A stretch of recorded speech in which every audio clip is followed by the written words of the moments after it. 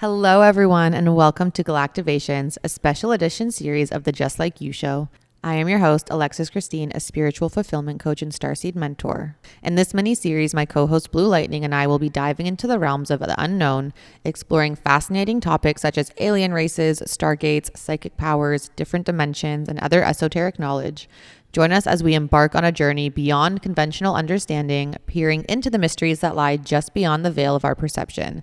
So if you are ready to expand your consciousness, challenge your preconceptions of the universe, and unlock the secrets of the unknown, then keep listening.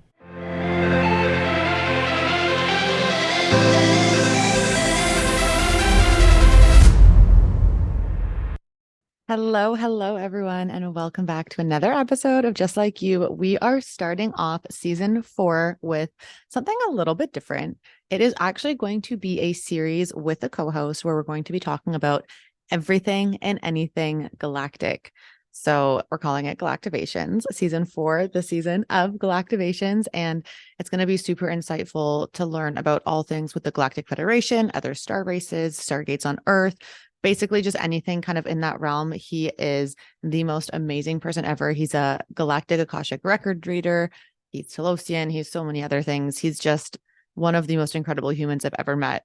And I'm really excited for this because I think it'll be super helpful for so many of you to learn more about this area of the world where we're kind of waking up to it, but there isn't a lot of information out there. So it'll be super, super useful in that regard.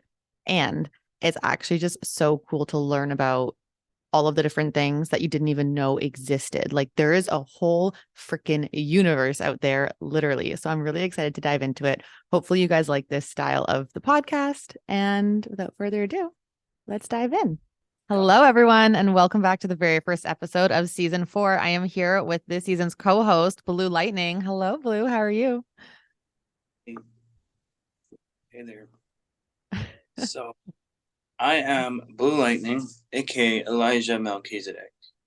I'm also known as a Great White Brotherhood, part of the Great White Brotherhood, within the Telosian, sort of a Telosian Secret Service that deals with the inner earth and multiple facets of the inner earth and different secret societies that lie within the cities of Agartha, known as Shambhala.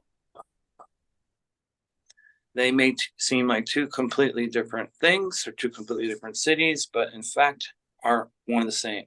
And being a member of the Melchizedek order, along the lines of having these different access points within Telos, primarily in Mount Shasta, and parts of the Appalachian. There are these different unique doorways, portals, access points, and stargates that lie upon the surface of our planet, as well as within the hollowness of our planet. There are a lot of unique things that have occurred over the course of my life that all point to how the energy of the planet, aligned with the energy of the Great Galactic Central Sun, is activating and awakening multiple people into full remembrance throughout the world. Amazing. Thank you for that. So Blue Lightning and I actually met, I don't know, was it like a month-ish ago now? Kind of. Over in Mount Shasta. We ran into him literally on the road, me and the girls. And I guess just had like a very magical experience after that. He heard us say the word Stargate, and that is what activated our conversation. And he ended up taking us to the largest Stargate in the world for the next day for some activations and basically some grid work and some mission work for the girls and I. Am I allowed to say that? I think I am. Yeah, okay. And now he's just become a part of the fam. So I'm happy to have you here today, and I'm really excited to do this series.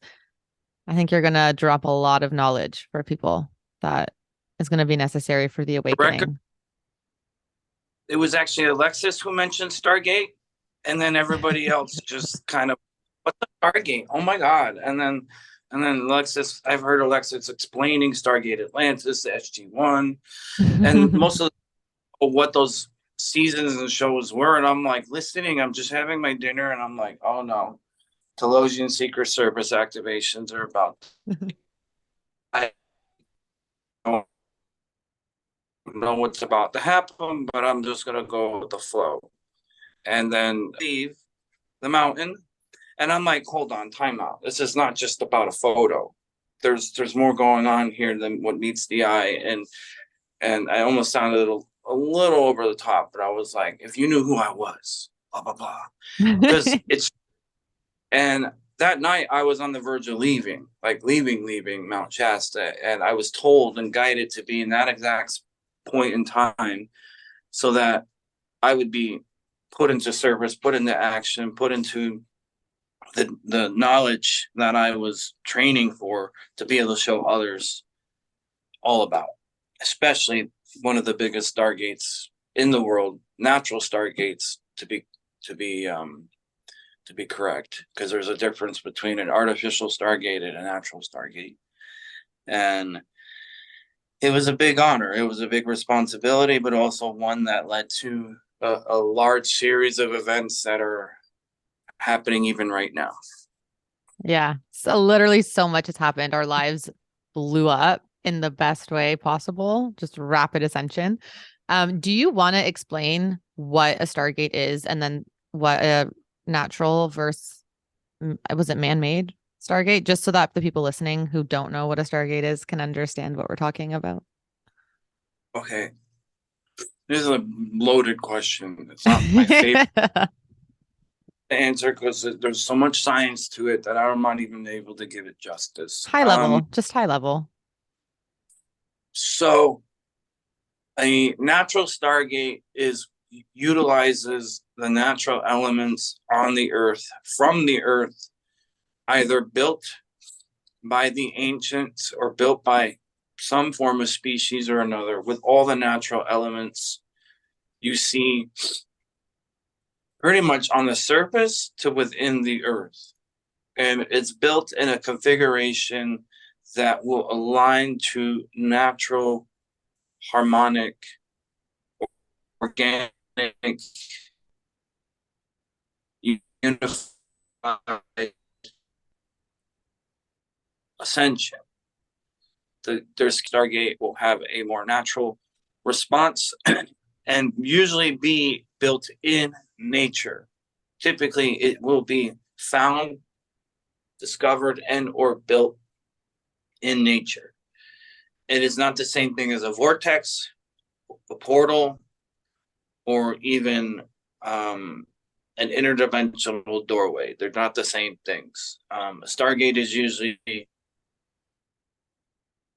definitely a circle or some form of oval or some form of shape that is, that is configured in a way where it'll help the person's light body and some cases their physical body from traveling from points A to points B or to different points in time and space, depending on what level of intelligence and intention is put in to that experience with that natural stargate. Most natural stargates will always be very beneficial and benevolent and also quite uplifting and very, like, it's meant for healing purposes more than actually traveling purposes, to be honest.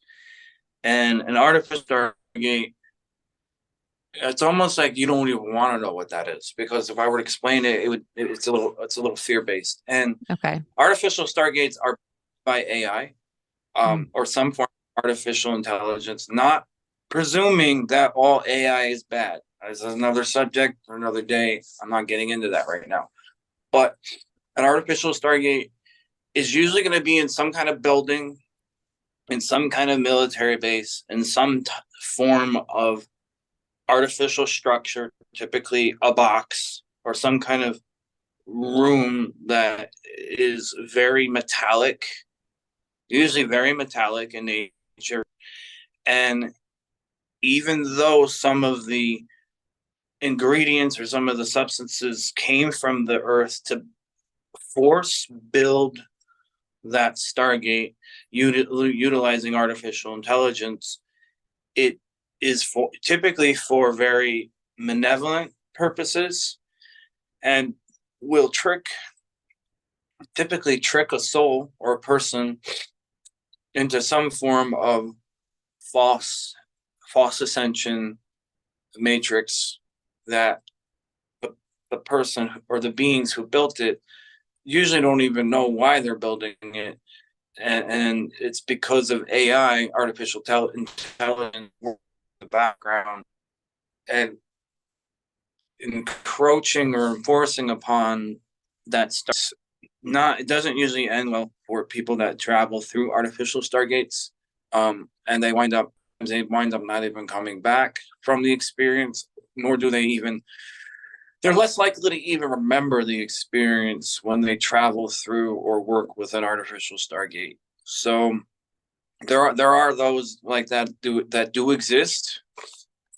So very few of them are benevolent, but most of them have been known to be very nefarious for whatever reason or another. And there's a lot of reasons why that is, and a lot of species involved.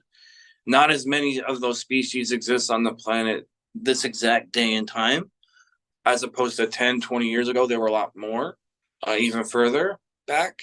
So you're less likely to discover and find an artificial stargate because it's not out in nature. They're just not out in nature. They're some form of building structure or some hidden base or visible where you can't even see it, even if you wanted to see it. Honestly, that's probably a good thing with the way that you just described what happens when you use an artificial stargate. It's probably good. People can't just like stumble upon them and find them.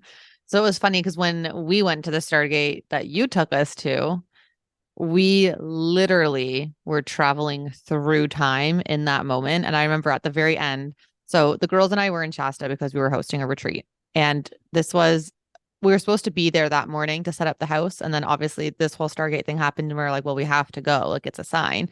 So we had a very like hard cutoff time in order to get to the Airbnb and set everything up before the girls got there, whatever.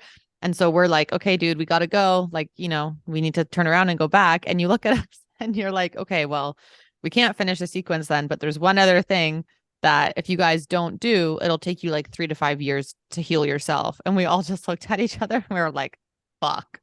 So we went to this thing and, we did the last one. But then as we were just in Shasta, it's like we were stuck in this like time warp in between timelines and just rapidly ascending through time and processing and healing and doing all of these freaking things. And then when we left, it was like we were just completely new people. It was insane. That's how it can be. And the sequence that they ultimately everybody needed to finish, including me, wasn't just for them, me too, was a type of multi-universal forgiveness, what I call multi-universal forgiveness. So much so that it's not even things that you would think to forgive, because it's not even things that are happening in this concurrent timeline of reality. I'm talking about all things, throughout all space and time, that needed some form of addressing or forgiveness or releasing or cleansing or detoxing, and it had happened because they all had left before the sequence was complete. It would have taken a very long time for everybody to finish it, and the likelihood of anybody coming back to Shasta would have been very low, little to none, based on the configuration of people that were there too. Wait, and so then then it would have taken me a long time. Did we finish it? In a way, you did. Okay, good. Thank God. You did things that have yet to happen to prove to you and everyone that was there that it actually happened. But in a way, it happened because it's happening through simultaneous time. Okay. That makes sense. Okay. That was a big side note, but do you want to give everyone a little bit of information about what it is you actually do? So I know you mentioned like Telosian Secret Service, but here in the 3D world, what you do to help, like, so people like us, for example, how you took us to the Stargate to complete this mission, like, just, you know. There's a lot of 10 or more, but Okay. I'm gonna figure out how to way to bring it down to 5. The most crucial thing I do, and it started officially the moment I moved and started living in Shasta, and that Mhm. was, and still is, being an animal communicator, a communicator for animals, plants, species, you name it.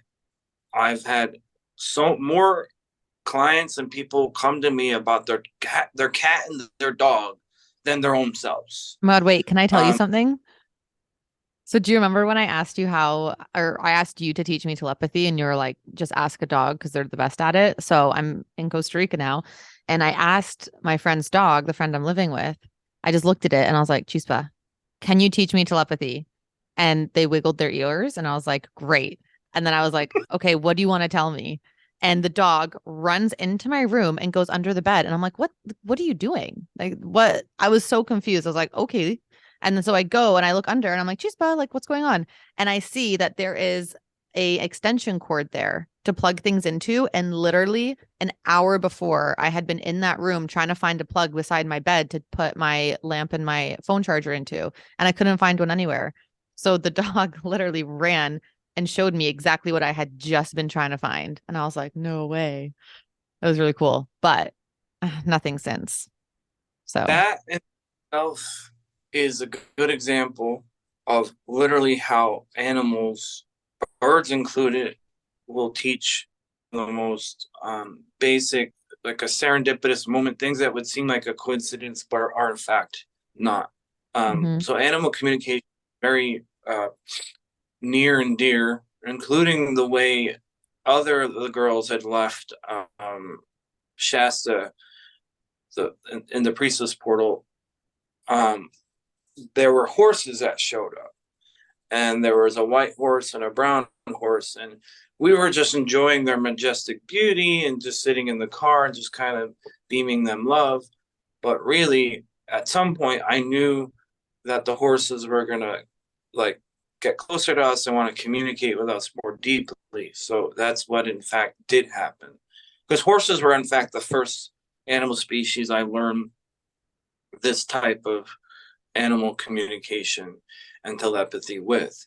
And it's not like they're talking out loud and speaking English. It doesn't work like that. It's very subtle overtones and very subtle forms of body language and movement, including something as simple as an ear, Mhm. moving. It's multiple different things, but animal communication, in fact, is sometimes my favorite.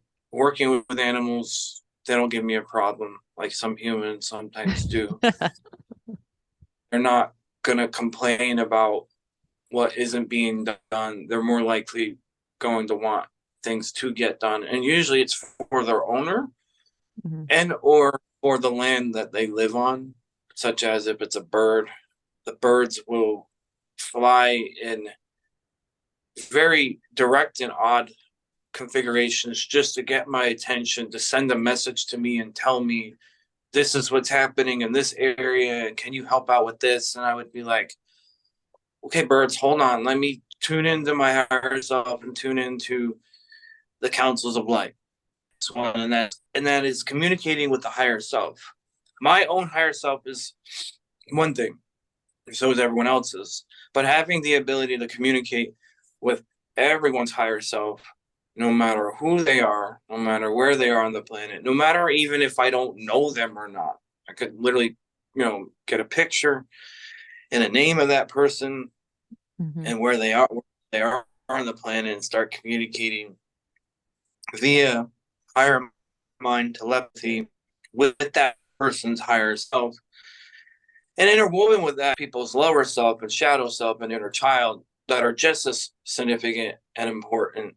And that all has a basis in natural healing and natural forms of getting really distinct divine messages across that normally would take that person a really long time to find out, or potentially they're being blocked from their higher self, and the most fascinating part about that ability or that skill is helping people to reconnect themselves with their spirit guides, with their higher self, and hopefully, eventually, with the councils of light. And communicating with the councils of light is a whole other ability and skill set unto itself, because there's multiple councils and courts and committees and assemblies and parliaments, and it's sometimes not easy knowing which is which, but everybody all has their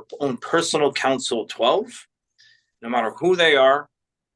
And that is the best thing to focus on more than anything, is everyone's own individual personal council 12, and finding out which of spirit guides are truly helping you. And I had this conversation the other night, and there's some spirit guides that really aren't helping, and they do need to be fired. Like, it sounds so weird, but there are some people's spirit guides, like after a while, they are not doing their job. They need to be replaced by something or someone greater. And how do you know? How do you know?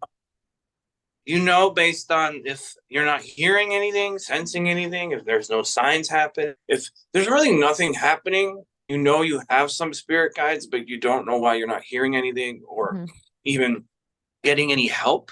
That means those spirit guides are not doing their job. They're just not. Like, it could be like an angel guardian angel that you got when you were 8 years old. Well, that 8-year-old self needed that guardian angel then, but she may not need that guardian angel now. Yeah. That makes sense. Or totem animals will switch a lot. That's a better example. Like, in a certain person's phase of their life, they could be more like white tiger or a tiger or a lion or something. But then in another phase of their life, they could be more winged, like an eagle or a condor.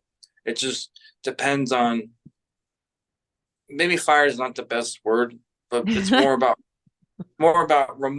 telling them you don't need their help anymore and replacing them in with someone better, something better, a better spirit guide. Yeah. That makes sense. Okay, so that was 2 things. 2.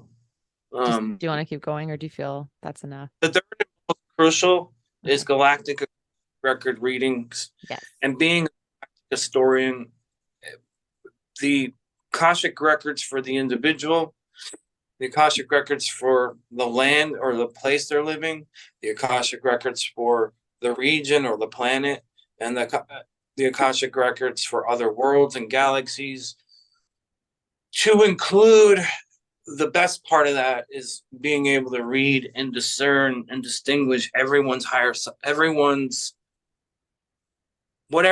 self is saying about each of their other lifetimes, and not just past lifetimes, but more rare is future lifetimes, because most people want to know about past lives, but rarely do I get any questions about what about my future lives. Oh my God. Okay, let me ask. What about my future life? Tell me something from it. Do I have to come back to Earth? Am I going to be back home in the stars? What's the vibe? What am I doing? Well, because you're predominantly Pleiadian, you're almost automatically going to go back to Pleiades for a little while. Good. Before you're to get your mission and to come back to Earth. I am coming back? Well, everyone, including me, has been told that this is our last life and that we're not coming. It's not totally true. We are coming back, but into the distant future. And sometimes I can universally blanket statement a lot of people when they transition hopefully you got your light body fully activated. And if you did, then you're going to be guaranteed to transition to the higher realms automatically, map out your next lifetime. But before you do, you're going to be sent back home, and home for you is Pleiades. And you'll be there for a while, what will feel like an eternity. But at some point, you're going to get the mission statement or mission spec, and that's come back to Earth during the year 27 to 2900 AD, and this is the reason why. Oh, geez. 27. And At least I know the year now, 27 to 2900. that distant future version of a lot of ourselves is the reason why we even incarnated now. We have to briefly incarnate there in the distant future to be able to send us information in the distant past to complete the whole circuit of solving a massive karmic paradox that has been happening for eons. I thought that people reincarnating now weren't reincarnating with karma. Or are you not talking about personal karmas? Oh, this is galactic karma. Okay. This is exactly what I spoke about last time, 5 years ago. This is galactic karma, and most people don't even know there is galactic karma, not to mention, right now there is a lot less personal karma than there's ever been. And one of the main reasons why, and there's going to be some people who disagree, or might only disagree, but they're not even know why they're disagreeing. A lot of karma is artificial, and it's artificially constructed and created to keep people in a loop in the matrix. Once someone figures out that a lot of the karma is artificial, they step out of that karmic wheel, they jump off the karmic wheel, and they move into their dharma, and they start embodying their divine purpose. And in that regard, there's no more karma anymore. And you finally get to ascend and live life fully transformed without much interference anymore. Okay. That makes but galactic karma might come in, and people ask me questions about their galactic lifetimes and other realities. And that's where it gets really interesting, because the galactic karma is more of the natural, organic side that needs to be resolved so that you can have a full galactic ascension instead of just a planetary ascension. Interesting. Okay. So I know that my light body's hella activated, my diamond, crystalline, rainbow, light body, whatever. I think I got them all. But something that I still laugh about to this day, and it reminded me of it because you said galactic karma, was when you told me that I was the ruler of 3 galaxies and I had to make some huge decision. And then you just nonchalantly go, but you redeemed yourself. I was like, okay, wait, so what decision did I make and what happened? So that's like, I guess, an example of galactic karma, like something I'd now have to heal. Okay. I don't know why. It just makes me laugh. Like, oh, you redeemed yourself. Back omni-universal forgiveness. And if you didn't do that in that moment, you wouldn't have redeemed yourself. Okay. It's if you could see it through my eyes and see the spirals of evolution of all these realities, timelines, dimensions, which is wild. It's like a holographic movie in my mind. So cool. What decision you made was you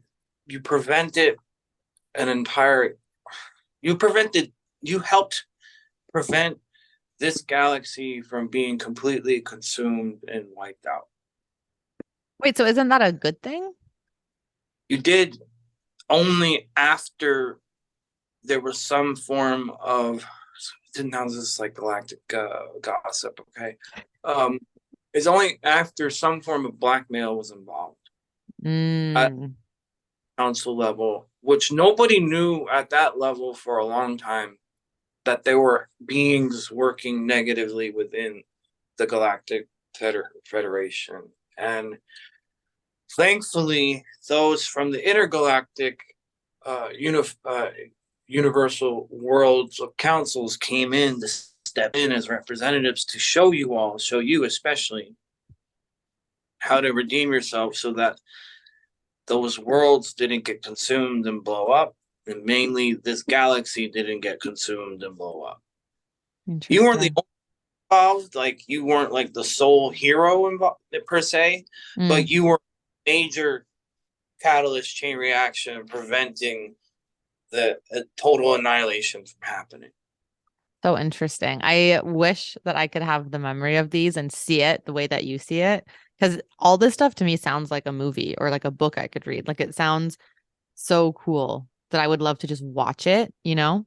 I wish I had the same mind's eye like The that. most I usually get to see is when decisions are being made on council. Mm, Within the vision being on council, there's a whole holographic movie thing going on for everybody to witness and see, because the more transparent and honest and integral we all are on council, the better. So we all have to see what each other are doing. mm, that makes sense. Then we're like, well, why is so and so hiding what they're doing? And then we have to find out why so and so is hiding what they're doing. And then for your case, it was a big one. It was a big, big decision because it was in the center of three different galaxies, the three primary galaxies that had like a major implication of how you would then live your life down here. Interesting. So I was being blackmailed. I wasn't blackmailing. Or okay. Being Okay. blackmailed. Wonderful. I was nervous for a second that I was the blackmailer and I was like, oh shit. Almost convinced us on council that you and those like you Mm. were responsible for, I don't know the words for it. That's This type, okay. I don't know, this type of psychological warfare that was going on in Yeah. Pleiades at the time. So interesting. Okay. So I don't want to get stuck on this for too long. You have Melchizedek in your name. And I know you want to share about the Order of Melchizedek and the origin story there and the history. So do you want to start tapping into that and explaining to everyone what that is, the importance of it, etc.? The order, thank God, the order in the office of Melchizedek is mentioned in multiple biblical and Torah reference points, but a lot of things were taken out from those books for good reasons, Mm-hmm. because the order of Melchizedek predates the order of the Christ. If it wasn't for the order of Melchizedek, there would be no order of the Christ, or vice versa. It's actually like we both interchange with each other, except the order of Melchizedek predates many, many, many, many millennia. So it goes back before there was even a biblical context to reference to. And we're mainly, I'm other Melchizedeks, if you're out there and you hear this, I'm doing my best to explain this, all right? Mainly there for guarding, shielding, protecting, and aligning certain frequencies and essences within the grid lines of the planet, within the grids of the world. Simultaneously, the being an overseer of multiple timelines and multiple realities and people's oversouls within certain soul family dynamics.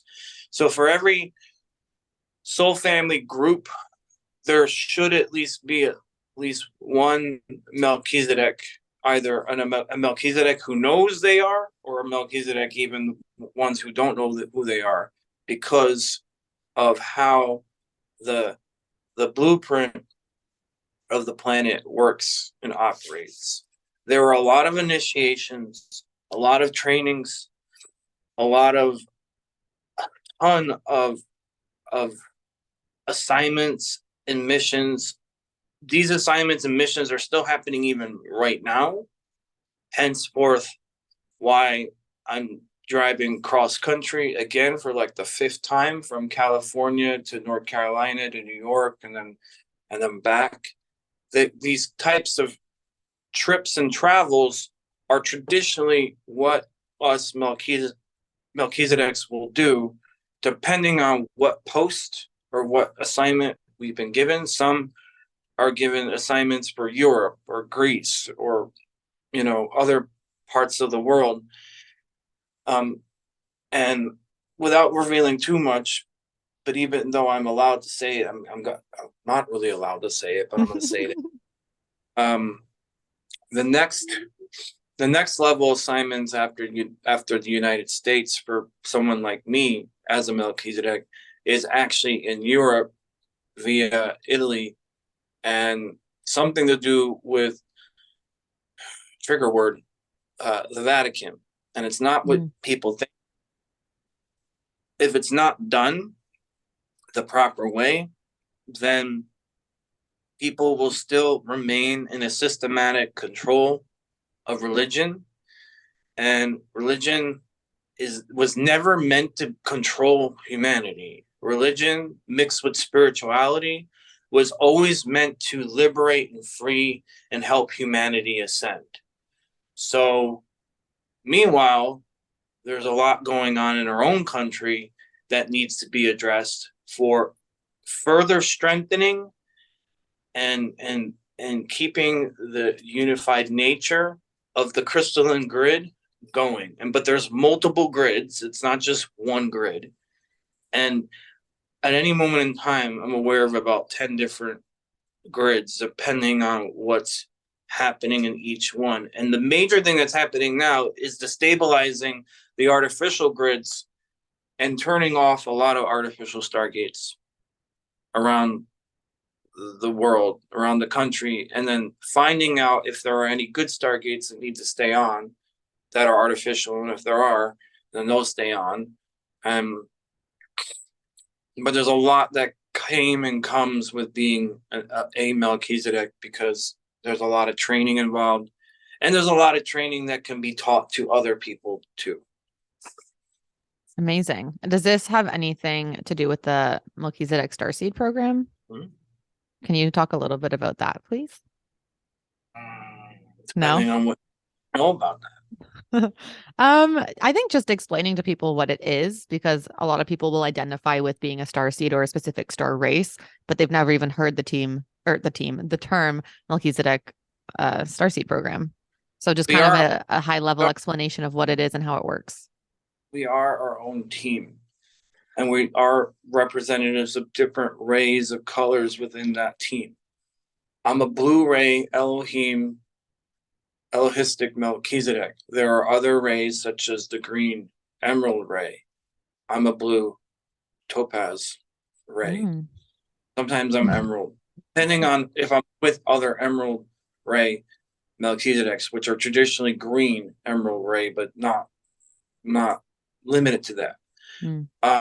Then there are diamond ray beings that are traditionally orders of the rose and orders of the Magdalene and the Mary Magdalene lineage, that rightfully so, they earned their diamond ray lineage. And dominantly, a divine masculine Melchizedek cannot achieve full ascension on his own without some form of help with either a rose and or emerald ray Mary Magdalene lineage. Okay, member. So just throwing this out there, can you please also define the Elohim and then the Order of the Rose and Order of Mary Magdalene, because those are not common terms that people are going to know. Well, most people will know the rose, the Order of the Rose. The far and few between, but most people will actually internally acknowledge that and just be like, huh, I get it.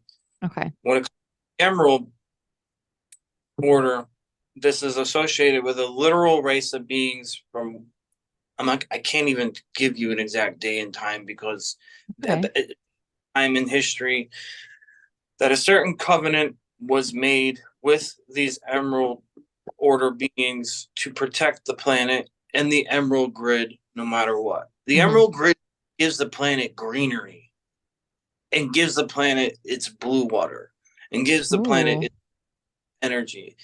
If the Emerald Grid is messed up and screwed up via some form of interference or artificial intelligence, then there is no more greenery. Then there is no more blue water. In fact, way back when, the water used to be so blue that it was emerald blue, or it was turquoise blue everywhere. It didn't matter if it was the tropics or not. All the water everywhere. Used to be So that, the places that do still have that coloring, does that mean that the emerald grid is very strong in those places? Okay, interesting. Okay. which I'm kind of envious about you all enjoying your little paradise vacations. But some of us have to field for a little bit before we can get back there. Hey, listen, Um, I just went on a massive mission. Okay. I was just in the field but doing the work. Now I'm allowed to relax. I know you are, but I won't be allowed a little while longer. The the rose lineages are literally based on color too: white rose, pink rose, yellow rose, all the way up to frequencies like purple and blue rose, as well as gold rose. And person has to know if they're the Order of the Rose or not. And it's not strictly a woman who's a part of the Order of the Rose. It just predominantly is women. And very rarely do men get invited into that order unless they're already a Melchizedek or some form of cosmic Christed being with the right energy signature, Hmm. name, and essence. More women that are orders of within the Order of the Rose, if they remember it or not. And if they remember even a little bit of it, it's more than enough Okay. to. In terms of the Melchizedeks, do you have to have that in your name to be one or not? Like, how will people like be able No, to identify? actually, it's ideal the way the original. Uh, Funny talking about this now after the fact. I'm talking millennium after the fact.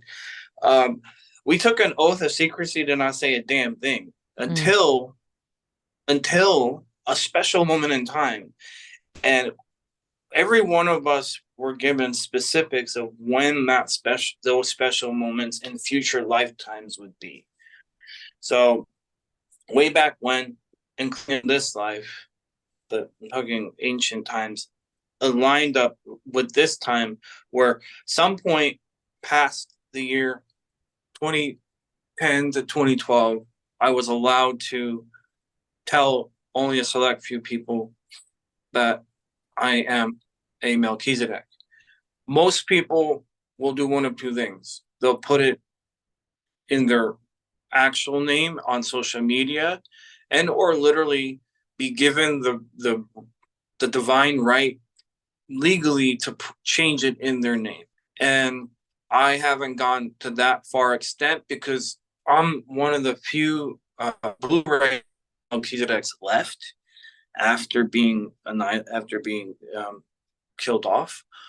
That if I were to suddenly legally put it in my name, which I'm allowed to, I would then be further targeted worse than I've been. But on a lighter note, those who do put it in their name are representing one facet among many other facets, including Lady Melchizedeks, which are not as common, predominantly divine masculine Melchizedeks, which are more common. when you say targeted, do you mean galactically or in the 3D? Both, Oh, really? I didn't realize 3D too. That's so interesting. sadly, both. Wow. I don't want anyone to ever have to go through that again. And most of us aren't nowadays. But back then, 10 plus years ago, or 20, 30, 40, even all the way back to World War II. I mean, most world wars are not even what is being shown on TV. Most of those are actually psychic wars. Do you want to dive a little into what a psychic war is? No, not allowed. That's not I'm not allowed. It's too complicated because um, it's first off, it's better to dive into psychic protection than it is to dive in about the spiritual warfare. Okay. Do you want to give people a couple tips on how they can psychically protect themselves? Salt is your best friend. Doing what with And salt? anything and everything, almost anything and everything. There are probably 100 homeopathic remedies with salt that can be used to neutralize, harmonize, and uplift any environment. Hmm. Without going into too much detail, um, It is the great harmonizer and the great neutralizer at the same time. Certain types of salt, even generic dollar store salt you buy at the store, that in of itself is more than enough to set very specific parameters of protection, such as you want to clean your carpet, you want to vacuum your carpet. Well, before you vacuum your carpet, sprinkle some salt a bit of everywhere. Let it sit for a few hours. Then you vacuum your carpet. Boom. Your carpet is now officially neutralized and harmonized at a much different stabilized frequency to prevent stagnant energy and to little parasitical things that will try to latch on to people's ankles and feet and cause all kinds of weird anomalies just through salt.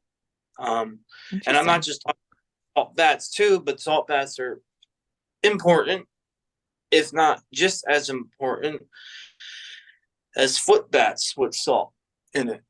And then the rarefied frequency is monoatomic minerals and ormus salt that is like literally fuel for the light body.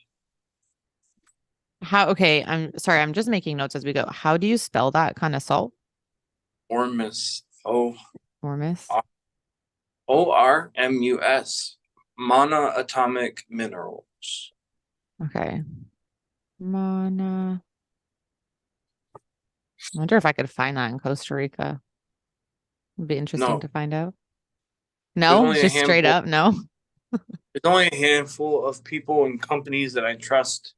And one of them is called ZPEC, zeropointtech.com. And the first one I ever really experimented with was a mineral compound known as lucid. And it's in the name. It did activate all kinds of lucid dreams, lucid memories, lucid abilities. And the more I took, the stronger my lucidity became. Interesting. Okay, noted. So listeners, if you want to work on your lucid dreaming, this is what you should try. Well, that's one of the 10 plus abilities I have, is helping people both activating their lucid dreams, interpreting their dreams, and especially recently downloaded a new program known as dream mapping, which is beyond lucid dreaming. Ooh, okay, wait, what is dream mapping? I just downloaded it not too long ago, like a couple months ago, in a random town called New Hope, Pennsylvania. It wasn't so random about the history behind that town. And it made me laugh and made me think about A New Hope in Star Wars. And it also deals with the Elohim of hope. And basically, it was to help give people back hopefulness in their dreams, in their visions, in their creations and desires, to tap into a higher, more transitorial state of lucid dreaming. That's really cool. Really it's not cool. Mind anymore. It's not what, sorry? Not just about dreaming in the mind anymore. It's about dreaming into the galactic central sun, or dreaming into the heart of creation, or dreaming in your own heart, or dreaming in the heart of the earth, or heart of any planet or any world you want to go to. Wow. That's intense. That's a lot. Literally directing your mind, your consciousness to A, dream here in the heart first, and then B, project that same energy and dreaming in the center of the earth or the heart of the earth, higher dimensionally, and or simultaneously dreaming in the heart of the galaxy. That is so cool. How did you activate that? That was already pre-activated with all the Melchizedek initiations and teachings. I took it kind of for granted and thought, oh, everybody could do this. I come to find out, no, not everybody can. And barely do people lucid dream. And then when they do, they're just dreaming in their own brain, their own minds. And they're like, why are my lucid dreams so messed up? And I'm like, well, it's because you're not dreaming into the central sun of the central core of creation. How do you tell the difference? Like if someone does lucid dream, how can they tell where they're dreaming? You're literally going to wake up with like a headache if you dream in your brain. your mind. Or, Mm. sorry, it's not that rudimentary.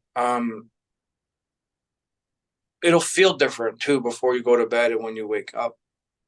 It'll feel like you dreamt up here and there's all this cloudiness and energy up Mm. here. But if you dream in your heart, almost automatically the lucid dreams that come from the heart are universally good. They're pleasant, they're benevolent, you have great experiences, you have full control. You're dreaming with other people who are also dreaming in the heart, also known as, this is a whole nother subject unto itself, Okay. global galactic unity dreamtime societies. Whoa. So it's like, and excuse my 3D-ness here. Is it like when you play a video game with a bunch of other people online and you're all playing together? Okay. Yeah, you I feel can like that's like the simplest way to like explain it in 3D. log in, choose where you want to go, or sometimes your spirit guides will choose for you, or the Hmm. councils will choose. You'll go there, you'll link up like in a role playing game, and you'll be like, wow, I'm around my other Palladian starseed family, dreaming with them on this other world. That's so cool. I love that. You become aware of it. And the coolest thing about it for me, it used to be scary, but it's now become the coolest thing, is I will sometimes literally wake up in another bed, in another time frame, or in In another world, in the and know that 3D? I woke up in another bed in this other realm, go to the bathroom, go to whatever the equivalent of a bathroom is in that realm or that society or that world, look at myself in the mirror and know I'm in another body or in another experience. And I'm Mm. like, live out this whole other reality and then come back here and then wake up here and be like, whoa, and have Wait, memory. hold on. So you do this Galactic Unity Dreamtime thing. You wake up in a whole different freaking timeline as a whole different avatar, but it's a real life. It's not dreaming anymore. You have to live it out, die in that life, and then you come back to Earth and keep Don't die. living here. Jump into conclusion. There's a lot of avatars out there, and Wait, so then how do you live out that life? Like how do you know it ends? they're asleep, and then I wake up here. Oh, so you just live the day and then when that avatar goes back to sleep, you wake up on Earth. Sometimes it's longer than a day, and I usually know when it is. And I'm like, oh, great, the sun just went up, the sun just went down, the sun just went up. That is wild. If I'm around other people going through the same thing in that Dreamtime Society experience, then I can tell everyone. But Mm. most of the time, I'm not, and I'm not allowed to based on what the councils ask me to, because I'm literally, well, my body's ascending or moving into a new frequency. I jump into my other avatar, Hmm. then that other avatar is either aware, the other being is either aware or not aware that I'm there. And then I live out a whole nother experience. Now, sometimes, and this is where it's easier for me to handle, it's just other versions of me in alternate realities. So do you, when you do this, even if it isn't an alternate you, do you have all of their memories and everything? So you know that is so freaking cool. I mean, I can see how the first couple times that would be a little scary because you're like, what the hell's going on? But that's pretty cool.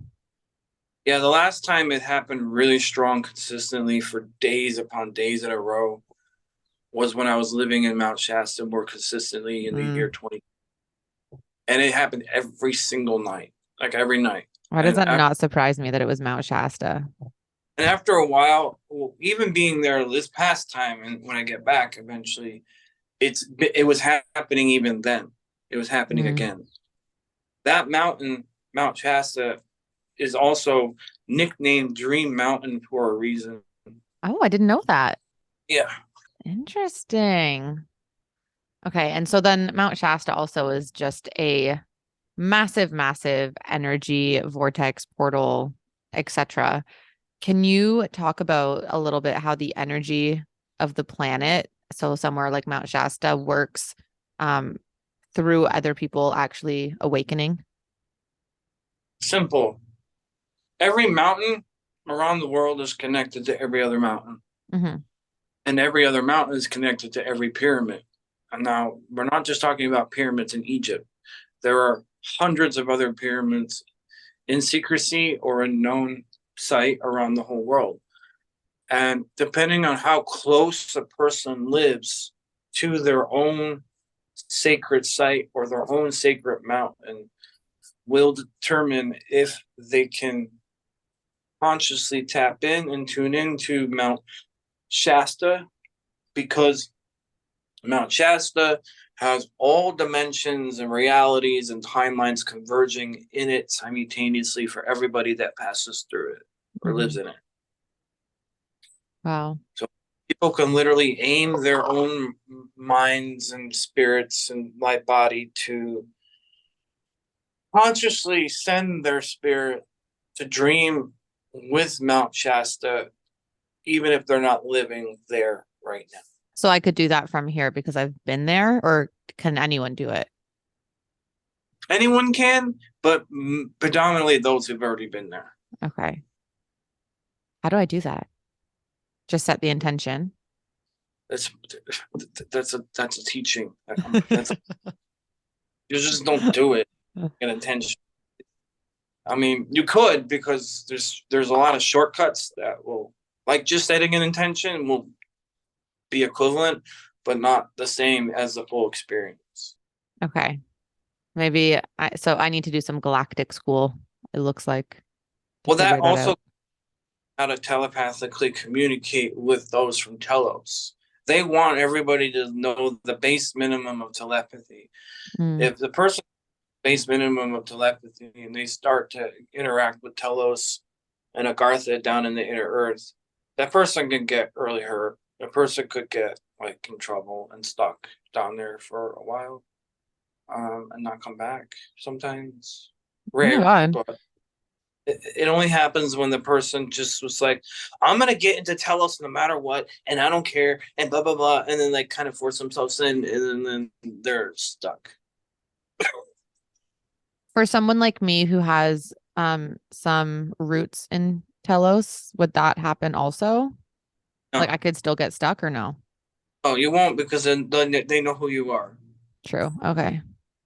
And they know that you have a light body with a frequency high enough to be able to get you out, spin you out via like the light body spinning to get you back to your normal timeline.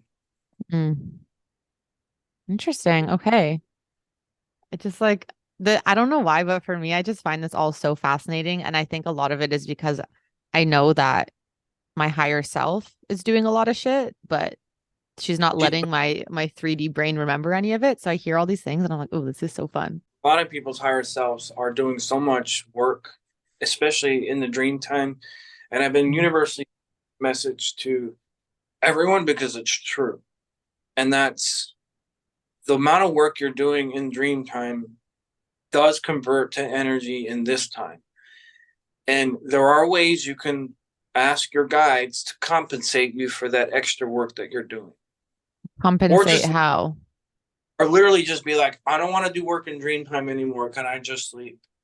Or I don't want to do work in dream time, or even down here. Can I just have a vacation? Wait, so why don't you ask that then if you're dying for a vacation? I'm not really. I've had so many vacations. It's ridiculous. Then I do these trips that look like they're vacations and people thinking I'm on a vacation, but I'm really on a mission. And there's a huge difference between a mission and a vacation. You know? So like when we go to Hawaii, that'll look like a vacation, but it'll be hella mission. Oh, but I guarantee you I'm going to get probably 25% some form of mission or something or another. It's always happens. So, yeah. Well, it is the heart chakra and Lemuria. So, you know. Yeah, if I were to get a full vacation, I know what I would do. I know what my avatar would do, and he would still be like, "Well, send me back. I need to do more work. I need to teach more people because they don't know yet, and I want as many people to know as possible." Okay, so I think we're just about at an hour. So on that note, what is the one thing that you want to teach the listeners or leave them with today? Breathing into the heart, creating and manifesting from the heart, aiming your mind and your visualizations to the heart of the galaxy, into the heart of the earth. not all grounding via energetically is the same thing. So the next time you or yourself hears about or knows you need to ground into the higher dimensional aspects of Mother Earth, Gaia. And when you do that, you will almost automatically be able to understand your own higher self and any of this information or any other information more easily when you ground simultaneously into the higher dimensions of Earth. And you have to set that intention out loud. I am grounding into the higher 5D plus realities of Earth.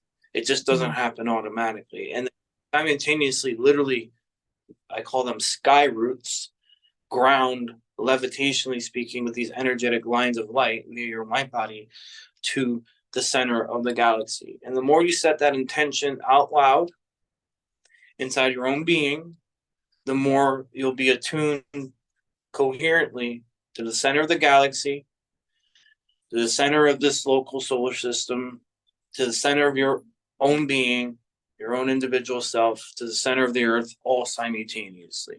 And then everything else from there is like riding a bike or flying a plane. Or flying a plane. You say that like flying a plane and surfing are not hard things to learn. With the light body, anything is possible. Very true. Very true. Thank you so much for that. And thank you for joining me today. And I'm really excited for the rest of the season where we're going to just dive into so much stuff. So anyone who's listening, if you guys have any questions or you have specific topics that you would like covered, just DM me on Instagram at the Just Like You Show or at I'm Alexis Christine, and we will make sure to cover them this season. Thank you so much, Blue Lightning. This was fun. Thank you. Okay, thank you so much, everyone, for listening. As always, if you enjoyed the podcast, please give us a rating and a review and share with a friend because it helps more people learn and just helps them on their journey. Have a wonderful rest of your day coming from two people just like you.